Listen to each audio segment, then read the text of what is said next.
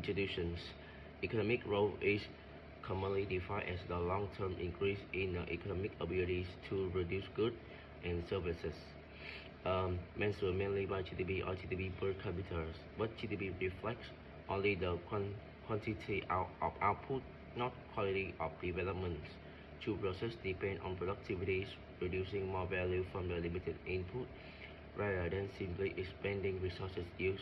This is why economists rely on the Sullivan model, which that output is determined by capital, labor, and technologies.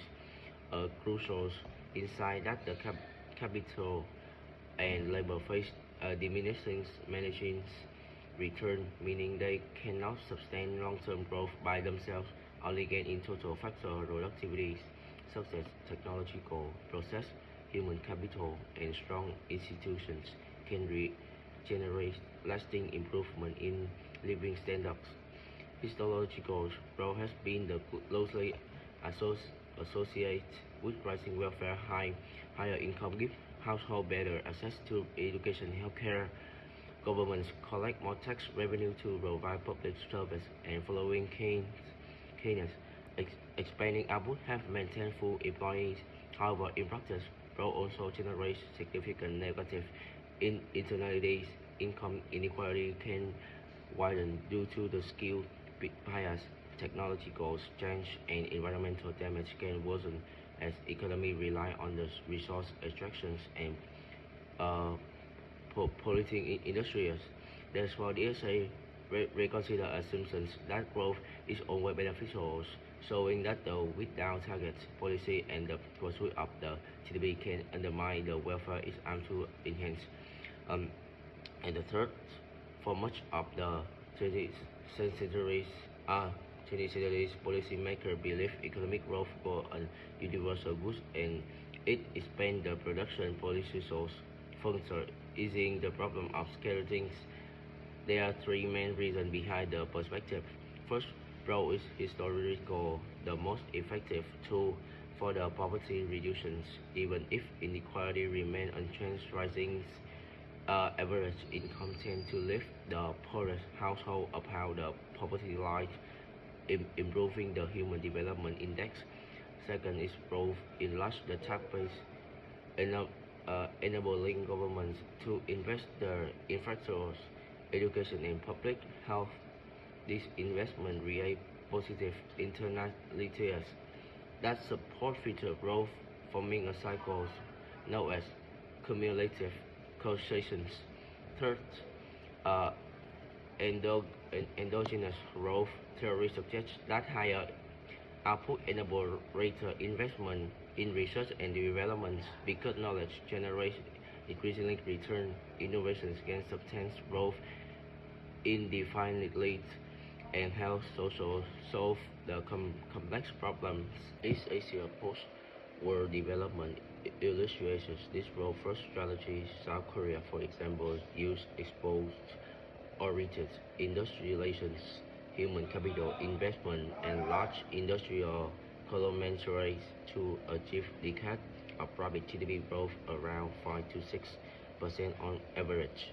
This economic expansion translates into the concrete improvement in life expectancies, literacy, and per capita income, transforming the country into the high-income economy. So my name is Lam, and to continue our presentation, we have raised an important question besides the power of growth. Does growth benefit everyone equally? This is where the trade-offs begin to emerge. So the first trade-off is growth versus inequality. Economic growth certainly raises overall income, but by assuming that its benefits are automatically shared by everyone is both theoretically and empirically incorrect. This idea was first formalized by Simon Kuznets through Kuznets hypothesis, shaped like an inverted U. In the agrarian stage, inequality is low because most people work in low productivity agriculture with similar wages. However, when economies enter the industrial stage, inequality rises sharply. Capital accumulation accelerates, and returns to skilled labor and capital owners increase much faster than wages for unskilled labor. As a result, wealth concentrates among industrial capitalists and urban elites. Kuznets predicted that at a later advanced stage, inequality would fall due to structural upgrading and redistributing policies. But modern evidence shows that this automatic decline does not always happen. Since 1980s, inequality has risen again in many advanced economies, especially United States, showing that inequality is a structural feature, not a temporary phase. There are two key structural forces explain this pattern. First is skill bias technological change. SBTC, digital technologies and automation tend to replace routine labor while boosting the productivity of highly educated workers. The US tech boom is a clear example for this. It's created massive wealth and TFP growth, yet median wages and stagnated because capital owners and high-skilled workers captured most of the gains.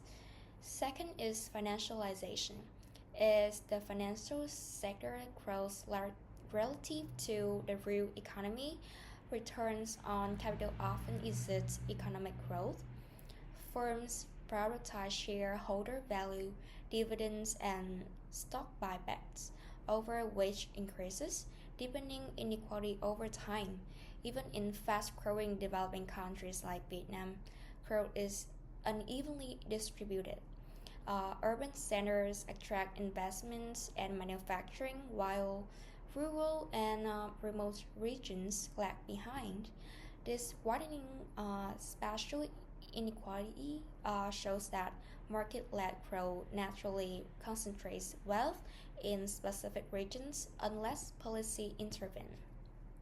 Overall, economic growth does not lift everyone equally. Instead, it creates strong currents that reward particular sectors, skill groups, and regions while bypassing others. Coming to the second theory of environmental degradation and the limits of natural capital, traditional economic models often treat the environment as unlimited, ignoring the fact that natural capital is forests, oceans, clean air is finite. When growth depletes these resources, we face what ecological economics call uneconomic growth, where the social and environment cost of producing extra GDP exceeds its benefits. In other words, nominal GDP can rise while societal welfare actually falls. For example, rapid industrialization in emerging countries illustrates this trade-off. China's manufacturing boom lifted millions out of poverty, but in 2024, PM2.5 pollution remains far above WHO guidelines, causing real costs such as lower life expectancy and higher healthcare spending. Costs are not reflected in GDP. Similarly, in Indonesia, the palm oil industry has caused massive deforestation even in protected areas, destroying biodiversity and natural capital.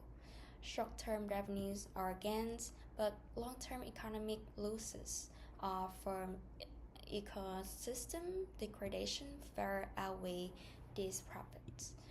The key message is that growth at the expense of environmental is not sustainable. Without accounting for natural capital, GDP overstays through welfare and maps. The real cost of development. Sustainable growth requires policies that preserve ecosystem while supporting economic process. Now moving into the environmental dimension. Mainstream economics often rely on environmental Kuznets curve. It suggests that pollution rises in the early stage of growth, but eventually falls as countries become richer. However, this pattern only holds for some local pollutants, like sulfur dioxide. When we look at global environmental problems such as carbon emission or biodiversity loss, the relationship breaks down completely. Globally, CO2 emissions continue to increase as GDP increases. For example, China in 2011 had a reduction in SO2, but overall, CO2 still rises with GDP. Another issue is the pollution haven hypothesis. Developed countries often may be cleaner simply because they shift high emission industries to developing countries. So the decoupling effect we see in the West is often just an accounting illusion. The environmental costs still exist and need to move elsewhere. This leads to a deeper problem. Traditional GDPs do not reflect environmental degradation at all. A country can grow rapidly while simultaneously destroying its natural capital, and GDP would still show this as a positive progress.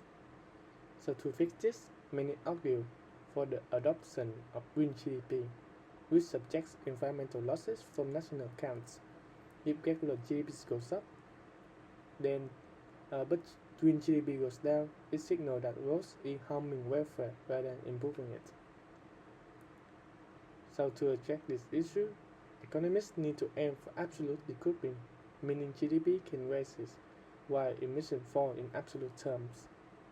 Market-based instruments play a key role here. For instance, China raised a fee for 1 ton of carbon monoxide to 100 yuan in March of 2024. Firms have to adopt cleaner technology not because they are altruistic, but because it's cheaper. Strategic investment also matters. Vietnam's tenfold increase in solar capacity in 2019 to 2021 show how the state can shift the production structure toward low carbon growth and lower the carbon intensity of development. But solving environmental problems alone is not enough. Growth must be inclusive. The Scandinavian countries offer a strong example. They maintain fast, competitive, innovative economies while providing robust safety nets and progressive taxation. Their model, often called flexicurity, shows that equity and efficiency can reinforce one another. And finally, the debate on degrowth versus green growth matter for how we think about the future. Degrowth argues that rich countries must scale back consumption to stay within ecological limits, while green growth suggests that innovation and policy can reduce environmental impact without abandoning growth entirely. For the developing countries, growth is even essential to reduce poverty. But for advanced economy, the focus should shift from quality of GDP to the quality of GDPs, whether it is sustainable, inclusive, and generally welfare enhancing. Now move to the final part, with the conclusion.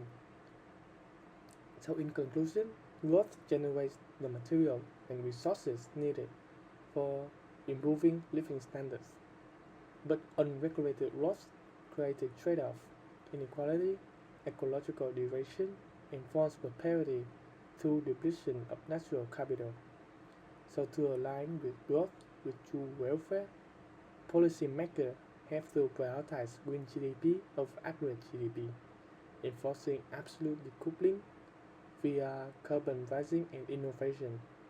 And lastly, ensure inclusivity through strong redistributive institutions.